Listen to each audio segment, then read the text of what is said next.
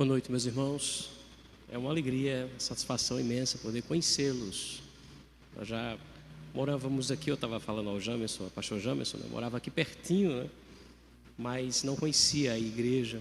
Eu fico muito feliz por estar aqui com vocês hoje. Sou pastor da Igreja Batista em Bodocongó. Somos primos, acho que não, né? Irmãos, somos irmãos em Cristo. Eu queria convidar você a abrir as Escrituras na carta de Paulo aos Coríntios, capítulo 1. Quero agradecer ao pastor Jamerson e também pastor, agora fugiu o nome do pastor, Rony, né? Pastor Rony, por esse convite, né? A gente sabe do compromisso que os irmãos têm aqui com a palavra do Senhor. E para mim isso demanda uma grande responsabilidade, então, de poder assumir o púlpito desses queridos. 1 Coríntios, capítulo 1. Essa carta foi escrita pelo apóstolo Paulo, irmãos, quando ele ainda pastoreava a igreja em Éfeso, por volta do ano 55 depois de Cristo. A cidade de Corinto era a cidade mais importante da província romana da Acaia, a cidade mais importante de sua região. A importância dessa cidade se dava especialmente por duas razões. Primeiro, por ser um centro comercial muito movimentado, muito grande. E também por ter um porto, né, uma cidade portuária. E essas cidades eram cidades importantes. Em contrapartida, a cidade portuária, em sua maioria, também eram conhecidas pela promiscuidade, pela imoralidade da cidade. Então, Corinto também ficou conhecida por ser uma cidade muito promíscua e também por sua idolatria. Na segunda viagem missionária do apóstolo Paulo, ele passa por Corinto, prega a palavra ali inicia-se uma igreja cristã, formada em sua maioria por não-judeus, pelos gentios.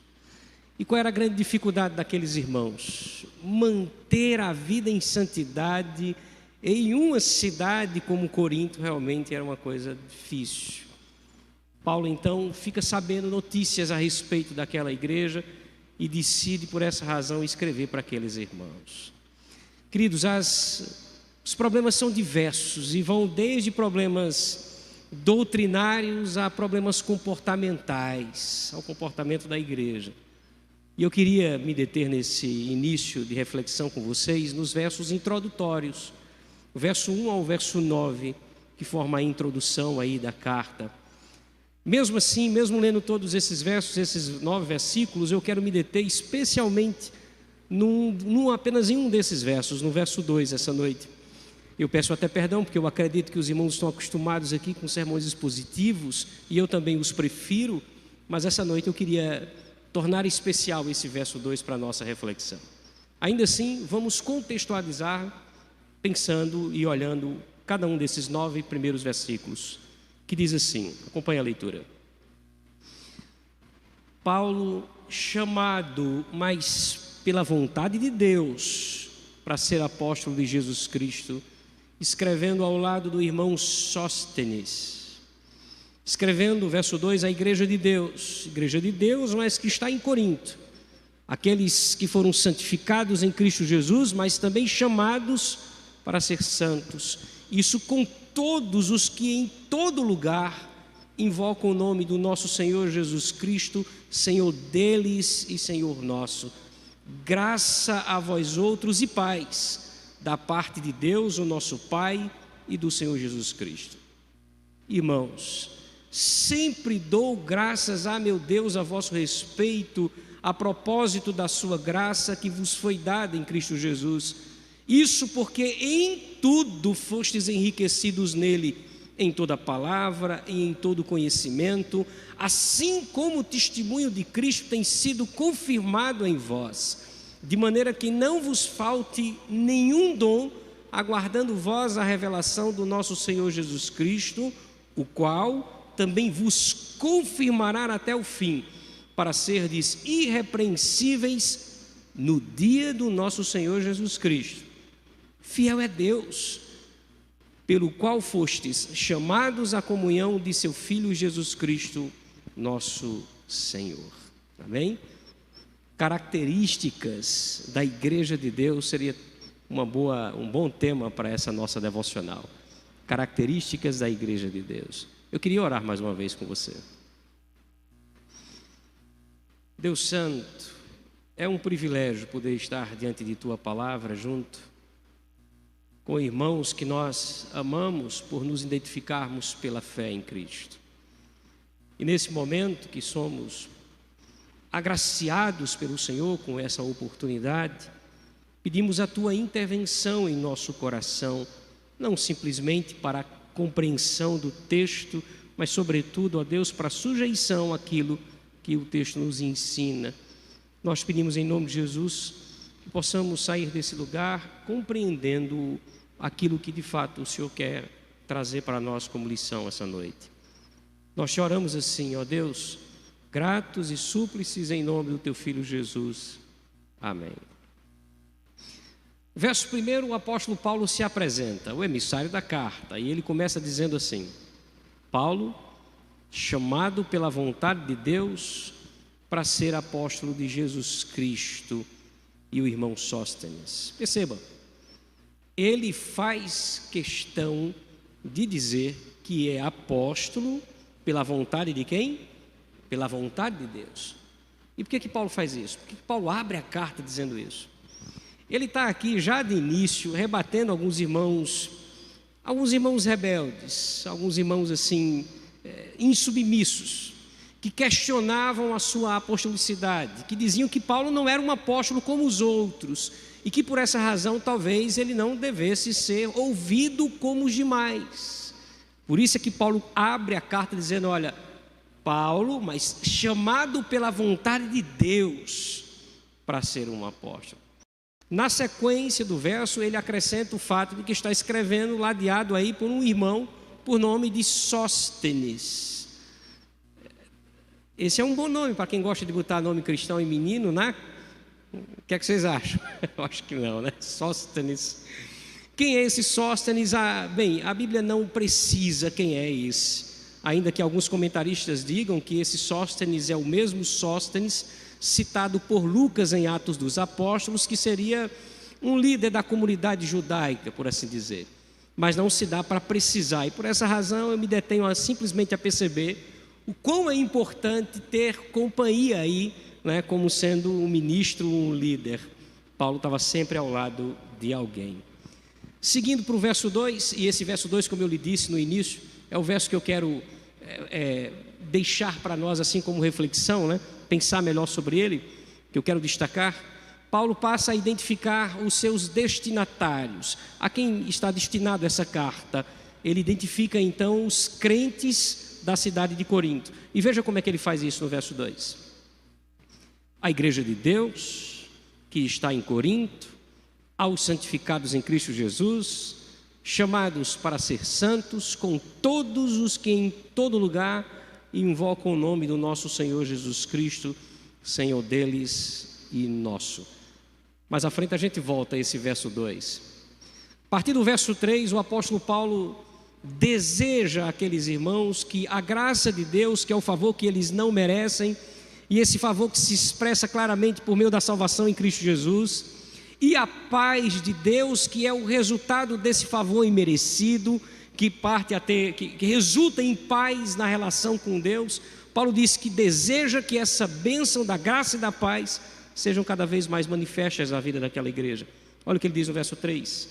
E eu acho que é isso que a gente também faz, né? O deseja quando fala para o outro isso como um cumprimento, né?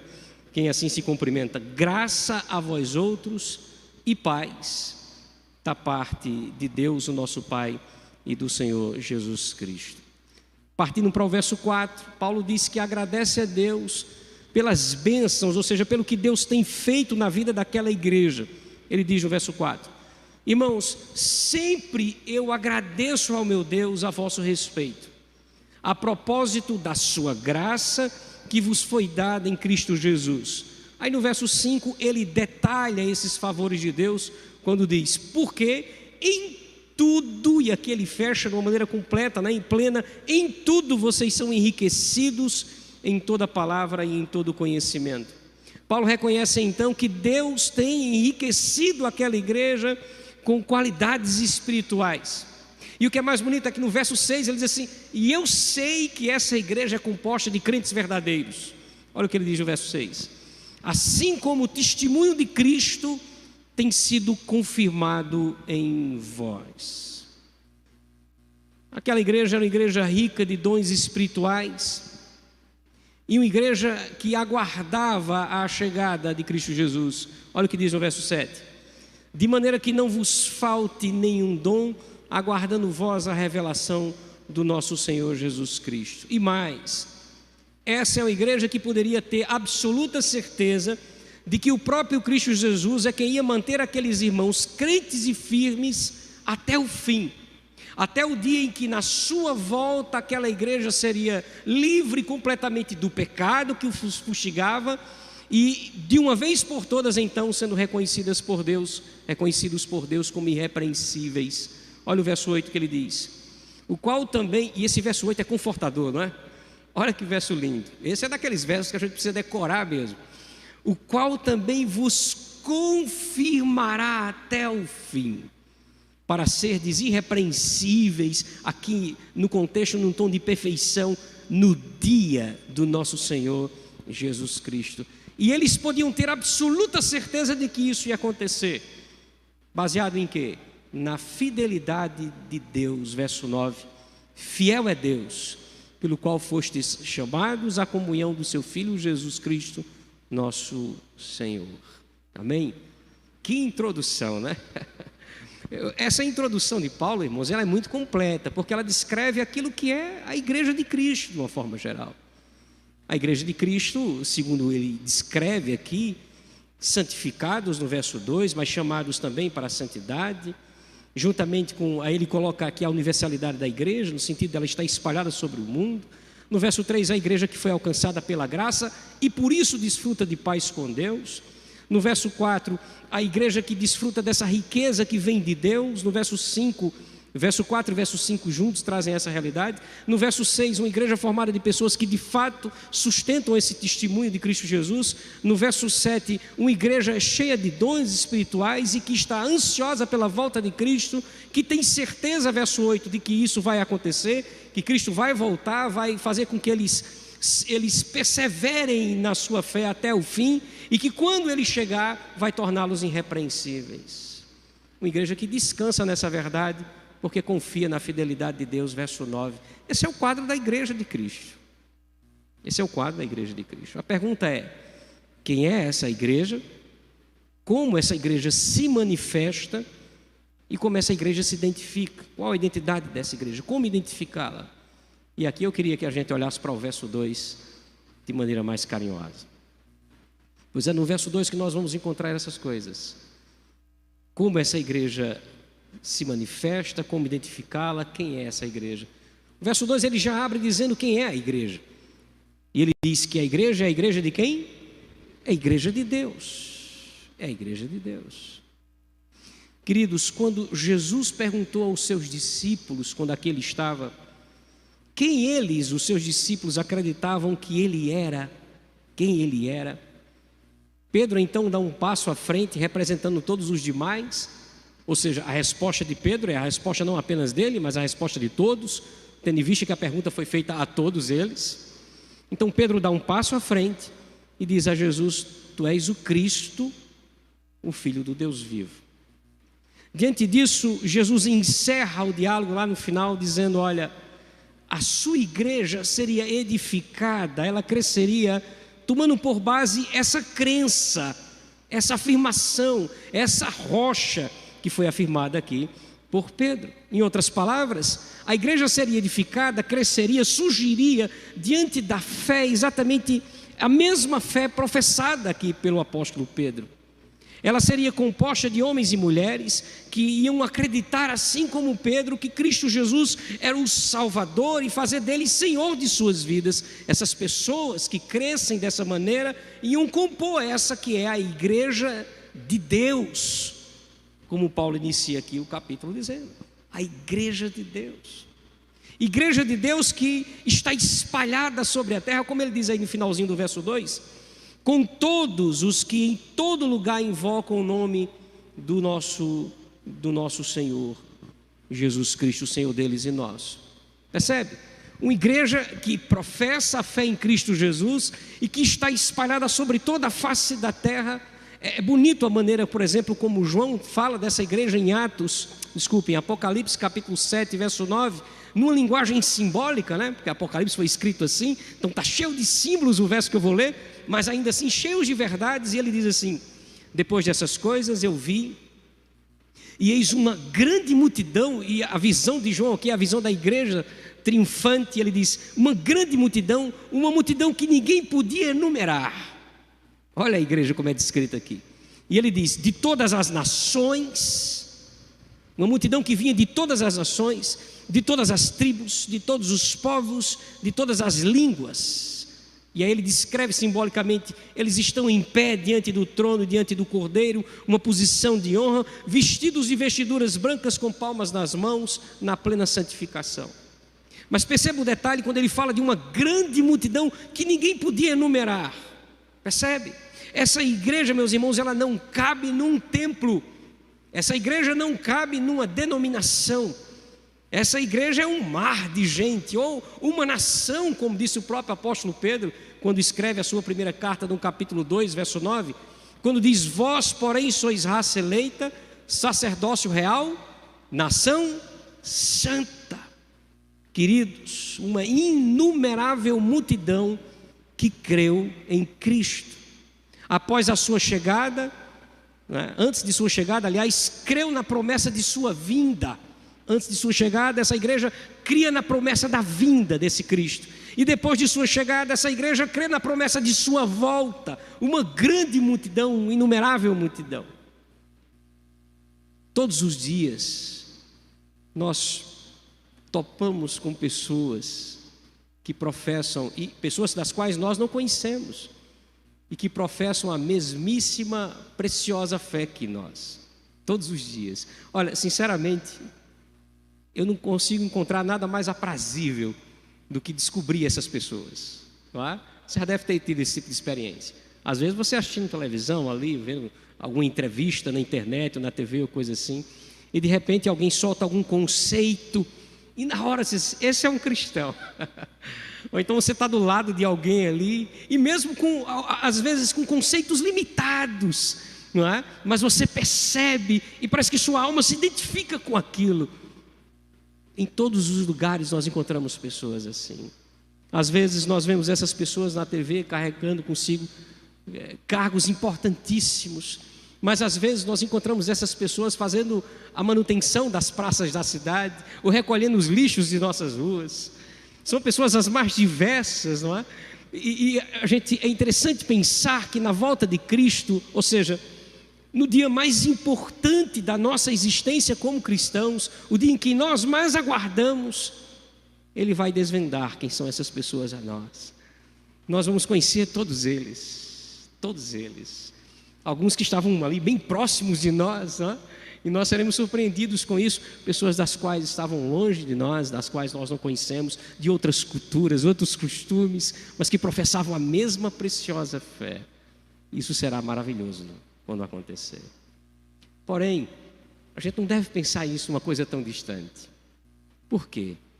Porque se você olhar para o texto, você vai perceber também que Paulo fala a maneira como essa igreja ela se manifesta.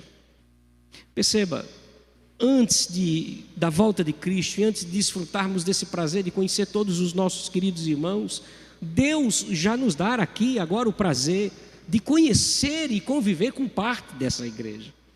Olha que privilégio é isso, não é?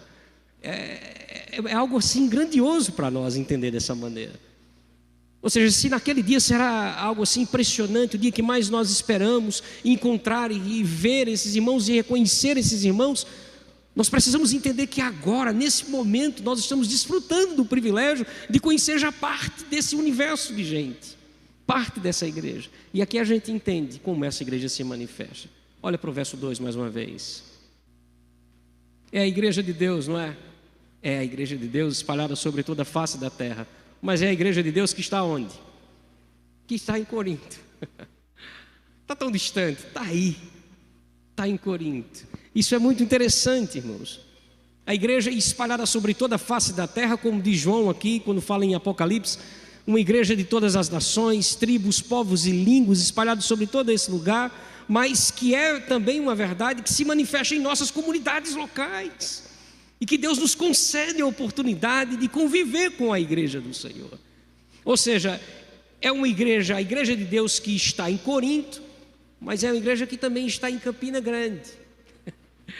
É a igreja que está no Presidente Médici, né? A igreja que você faz parte. Essa é a igreja do Senhor. Costumo fazer muito isso não, mas olha para quem está do seu lado. Você está do lado de alguém que faz parte dessa igreja, não é? E o mesmo prazer e a expectativa que gera no nosso coração da volta de Cristo, nós conhecermos essas pessoas, nós precisamos ter também esse prazer de conviver e conhecer essas pessoas que estão próximas de nós e que já professam a mesmíssima preciosa fé, que é o que nos identifica, meus irmãos, que é o que nos identifica. Queridos, nessa carta do apóstolo Paulo, ele trata de problemas que são problemas comuns à igreja local, à igreja em Corinto. As igrejas locais.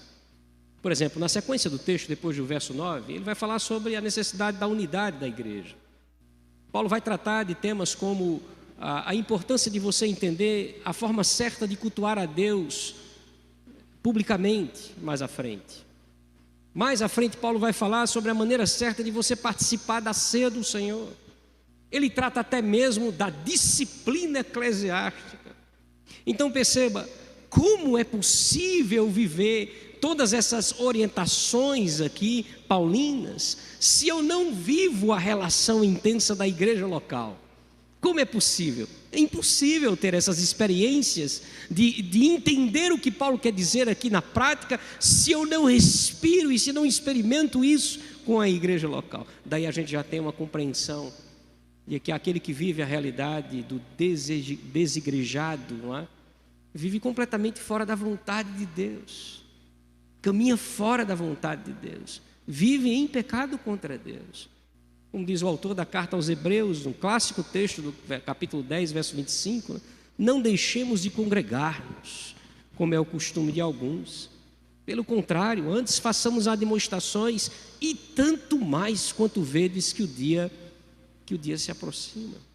Então perceba, viver a relação da igreja local é algo que faz parte da vontade de Deus para as nossas vidas como cristãos, com todas as dificuldades, com todos os desafios que essa relação promove, porque toda relação promove dificuldades e desafios, não apenas a relação da igreja local, não é? Mas a sua relação familiar, você tem desafios e você tem dificuldades. Na sua relação profissional, na sua relação no trabalho, você tem desafios e dificuldades. Eu não entendo muito bem por que as pessoas às vezes não toleram os mesmos desafios e dificuldades quando se trata da igreja. Haja vista a palavra de Deus deixar muito claro que essa igreja amada por Deus, ela é feita de pessoas imperfeitas como você e eu. E que, segundo o texto que nós lemos aqui, só encontrarão a perfeição, colocada na palavra irrepreensibilidade aqui, né? Só serão plenamente irrepreensíveis no dia da volta de Cristo Jesus. Até lá, a vontade de Deus é que nós nos relacionemos exatamente assim, com todas essas nossas dificuldades e os desafios da relação. É a vontade de Deus para as nossas vidas como igreja. Mas até que isso aconteça, até que essa igreja alcance essa tão sonhada santificação plena na volta de Cristo, porque eu acho que não tem mais absolutamente nada que a gente sonhe mais, né? Não há nada. Se você disser que há alguma coisa, porque você não entendeu ainda talvez a questão, não é? Não há nada que vai ser melhor para nós, irmãos. Não dá nem para a gente imaginar. Às vezes eu me pego pensando sobre isso nas minhas conversas com o próprio Deus. Como será na volta do Senhor? Como será a minha percepção de que o pecado não está mais aqui? Você já pensou sobre isso? Como será a percepção? De que forma eu vou perceber isso, né? Nos meus pensamentos, né? E automaticamente nas minhas palavras, nas minhas atitudes? Que sonho, né? A palavra do Senhor diz que isso não é um sonho, é uma promessa de Deus, e isso vai acontecer.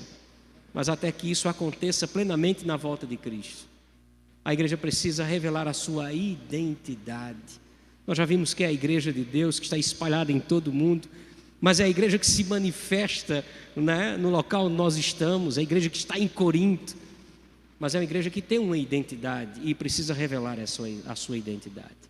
Olhe novamente para o verso 2. É a igreja de Deus, como vimos, é a igreja que está em Corinto. Ele diz: aos santificados em Cristo Jesus. Perceba, santificados aqui não como participando do processo de santificação, não nesse primeiro momento. Santificados aqui no sentido de já ter acontecido, aqueles que já foram santificados, aqueles que já passaram por esse processo. E o que é que Paulo quer dizer com isso? Paulo está dizendo que os crentes de Corinto, eles já foram separados por Deus e para Deus. É isso que acontece quando nós somos regenerados por Deus. Quando Deus derrama sobre nós o seu Espírito no processo de salvação, nos fazendo crer na mensagem do Evangelho, nos arrepender dos nossos pecados, nesse momento nós somos separados por Deus e para Deus. E esse é o primeiro significado da palavra santo. Nós somos separados. E o que Paulo está dizendo aqui é que aqueles irmãos já foram separados por Deus e para Deus. Isso aconteceu, como eu disse, quando Deus lhes concedeu a capacidade de crer na mensagem do Evangelho. Quando Deus ligou eles a Cristo por meio da fé. Isso é tão interessante, porque uma vez que isso acontece, eles são automaticamente unidos a Cristo. E eu gosto de uma palavra que Paulo usa, a palavra imputação. Veja, a justiça de Cristo é imputada a nós de uma forma tão miraculosa, de uma forma tão transcendente, que às vezes é difícil da gente compreender isso. Mas é impossível a gente negar que isso aconteceu no nosso coração. De verdade, nós fomos santificados quando Deus nos separou. Eu lembro que há um tempo atrás eu estava ensinando isso na igreja, falando sobre o processo de regeneração, e falei que nós somos separados exatamente quando nós somos regenerados por Deus. E quando somos regenerados, nesse momento nós já somos santos, no sentido de que já fomos separados pelo Senhor. Aí eu perguntei à igreja, a igreja entendeu bem? Entendeu. Então, vocês entendem que você já é santo no sentido de que você já foi separado por Deus quando foi regenerado. Amém? A igreja, amém. E aí no final do culto eu perguntei a uma irmã mais idosa, e aí, irmã, já é santa? Não, pastor, santa eu ainda não sou, né? Veja a dificuldade, e eu compreendo essa dificuldade dela de entender, mas já é uma realidade. É por isso que ele diz, aos santificados, aqueles que já foram separados por Deus e para Deus, mas que aí entram em um processo de transformação a partir disso. Eles foram separados por Deus e para Deus, e iniciam um processo em que cada vez mais são separados da vida que desagradava a Deus. Olha o que é que ele diz no texto: a igreja de Deus que está em Corinto, aos santificados em Cristo Jesus. Isso já aconteceu, mas olha o que ele diz para completar: chamados para ser santos. Santos aqui no sentido de retidão e justiça mesmo. Santos aqui no sentido daqueles que agora que foram separados por Deus e começam a descobrir por meio da revelação de Deus qual a sua vontade para a vida, começa a alinhar os seus pensamentos, palavras e ações aquilo que Deus deseja em sua palavra. Esse é o processo de santificação. E não é perfeição, é um processo de mudança paulatina, mas que é real na vida daqueles que já foram santificados em Cristo Jesus, que já foram separados por Deus. Essa é a identidade da igreja, e é isso que a igreja precisa mostrar ao mundo. Ela já foi separada por Deus e está a cada dia se separando mais, e se separando mais e mais, por meio aí sim do processo de santificação, que é um processo. Toda vez que eu falo de santificação e de processo, eu me lembro que quando eu era criança, e faz pouco tempo isso, assistindo aquelas aulas a respeito das transformações da água, né? Do vapor, evaporação, solidificação, liquidificação e aí vai. E eu lembro que o professor nos deu uma experiência para fazer, para entender como é que a água desaparece da bacia, né? Por meio do processo de evaporação. E eu me lembro muito bem que peguei uma bacia e coloquei a água e coloquei no quintal e me debrucei sobre a janela da cozinha. e fiquei esperando ver o processo. E aí minha mãe passava para lá, para cá, e ela notou o que estava acontecendo. Então quando meu disse, só um, vai demorar uma coisinha. Fosse você, eu dava uma volta. Mas foi surpreendente, depois que eu esqueci, né, fui fazer outras coisas, e voltei e percebi que a água não estava mais ali. O que é que eu quero dizer com isso? Santificação é um processo de transformação paulatina, que vai acontecendo aos poucos, e que dura a vida inteira. A vida inteira. A nossa igreja tinha um senhor de 94 anos de idade. Ele era já convertido há mais de 60 anos. Ele era policial em Campina Grande. Eu fiquei incumbido de ser pastor desse senhor e de sua senhora, de sua esposa, nos últimos 6 anos de sua vida. E foi um prazer poder fazer isso, de fato. Eles eram meus vizinhos, perderam seu pastor e sua igreja, e aí foram conduzidos à nossa igreja. Ele não perdia um culto, uma reunião. Incrível o exemplo daquele homem, de vida devocional, de vida piedosa, de vida com Deus. Mas o último exemplo que ele deixou, e a última lição que ele nos deixa como igreja, é uma lição muito interessante sobre santificação.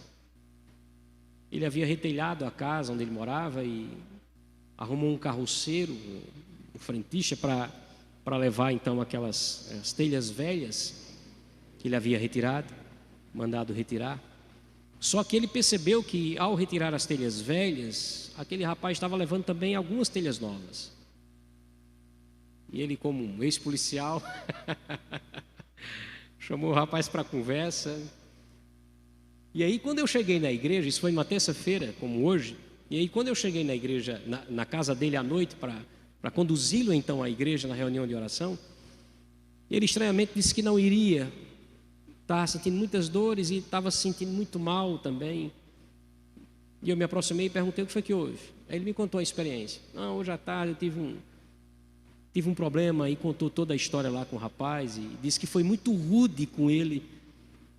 Eu fui muito rude com o rapaz, e depois que ele saiu, que eu fui lá atrás, eu percebi que eu deixei as telhas novas coladas às telhas velhas, e em nenhum momento, de fato, eu disse a ele que levasse apenas as telhas velhas, porque eu tinha a impressão que ele ia perceber qual era. Então, pastor, eu já não sei se ele fez propositalmente, mas independente disso, eu acho que eu fui rude demais.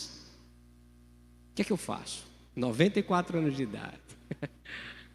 Eu disse, olha, você já pediu perdão a Deus? Ele disse, automaticamente, pastor. Quando eu bateu no coração e que eu percebi que era um erro, eu me tranquei no quarto, ele tinha o costume de fazer isso mesmo. E fui pedir perdão a Deus, e ali eu chorei, conversei com o Senhor. Disse, pronto, esse rapaz passa todos os dias aqui? Passa todos os dias, porque ele fazia frete para um comércio perto. Se o senhor tiver a oportunidade então de vê-lo, chame para conversar. Peça perdão pelo que fez e aproveite para testemunhar a fé. Diga a razão do seu arrependimento. Faça ele perceber que isso foi oriundo da sua relação com Deus. Aí fez, está certo, pastor. Irmão, 5 minutos depois dessa conversa, aquele irmão estava morto, abraçado comigo. Ele se abraçou comigo naquela hora ali, sentado. Ele era um senhor muito alto e eu muito baixo. E ele se abraçou comigo e ali mesmo ele faleceu nos meus braços. Foi uma experiência magnífica, ter conduzido ele até os seus últimos dias no caminho da fé do Senhor e saber, e essa foi a grande lição que Deus me deu ali, abraçado aquele homem, que o processo de santidade, de santificação vai até o fim das nossas vidas. E é a grande evidência de que nós somos esses que foram separados por Deus em Cristo Jesus. Então, a identificação da igreja é exatamente essa luta que a igreja trava consigo para negar a si mesmo e viver a verdade de Deus diante dos homens. Essa é a grande identificação da igreja. Essa é a maneira certa de você identificar essa igreja de Deus. A igreja de Deus se identifica exatamente por meio da santidade ou da santificação. Processo que envolve acertos e consertos da nossa parte. Percebam, meus irmãos, Agora esse grupo de crentes da igreja de Corinto, que se une aos demais, como nós, espalhados em todo o mundo, ou como diz o final do verso aí, em todo lugar, e que invocam a Jesus Cristo como Senhor. Ele finda o verso dizendo, com todos, e aqui quando ele diz com todos, eu me sinto incluído no verso, e eu espero que você se sinta também. Ele diz, com todos os que em todo lugar invocam o nome do nosso Senhor Jesus Cristo, Senhor deles, Senhor nosso. E aqui ele encerra nos colocando dentro do verso. Ou seja, nós fazemos parte da igreja de Deus, só não estamos em Corinto, mas fazemos parte da igreja de Deus. Nós fomos separados por Deus e para Deus, já somos os santos de Deus, nós já somos esses santos, e agora estamos vivendo esse processo de santificação. E todo aquele texto inicial, do verso 1 até o versículo 9, diz respeito a nós, ou seja, em outras palavras, somente esse grupo, somente essa igreja da qual nós fazemos parte, goza da graça e da paz do Senhor, do verso 3. Somente nós. A graça de Deus nos alcançou. E a paz com Deus, que é o resultado dessa graça, pertence ao povo de Deus. Somente nós experimentamos dos dons espirituais, do verso 4 ao verso 7. Somente nós que fazemos parte dessa igreja de Deus podemos ter a certeza de que Deus nos sustentará crentes até o fim e em sua volta nos tornará perfeitos, como ele diz no versículo 8. E isso porque o Deus que nos chamou para desfrutar dessa realidade é fiel para cumprir aquilo que nos promete, segundo o versículo 9. Amém? Então, se você faz parte dessa igreja, não veja absolutamente nada mais como grande privilégio comparado a isso. Esse é o grande privilégio, fazer parte da igreja de Deus. Inclusive é isso unicamente o que nos distingue dos demais. A única coisa que nos distingue dos demais é o fato de que já fomos inseridos nessa igreja de Deus. Se isso já é uma verdade, agradeça intensamente ao Senhor por essa demonstração de sua graça em sua vida. A graça de Deus derramada sobre você. E demonstre essa sua gratidão e esse seu reconhecimento da melhor maneira. E eu digo a você, baseado no texto, que a melhor maneira que você faz isso é participando ativamente da vida da igreja local. Essa é a melhor maneira de você descrever a sua gratidão e demonstrar o fato de que você reconhece aquilo que Deus fez por você em sua graça. Participando cada vez mais ativamente do desafio de viver a relação da igreja local, a maneira como essa igreja se manifesta. Lutando para mostrar a esse mundo, lutando, porque é uma luta travada para mostrar a esse mundo de que nós já somos os santos de Deus e que a cada dia que se passa, vamos ficando cada vez mais santos na presença do Senhor. É uma luta que travamos e que por isso buscamos agradar a Deus em nossas vidas, lutando para viver e respirar a santificação. Nosso maior objetivo, né? Eu digo sempre, depois daquela experiência que eu tive com esse idoso, né, o nosso irmão Mendonça: Pai, faz-me morrer como Mendonça. Eu quero morrer como ele, preocupado em te agradar, preocupado em mostrar ao mundo que a minha vida só faz sentido se for por louvor da tua glória. Que assim seja, que essas características da igreja sejam vividas e experimentadas por nós para a glória de Deus.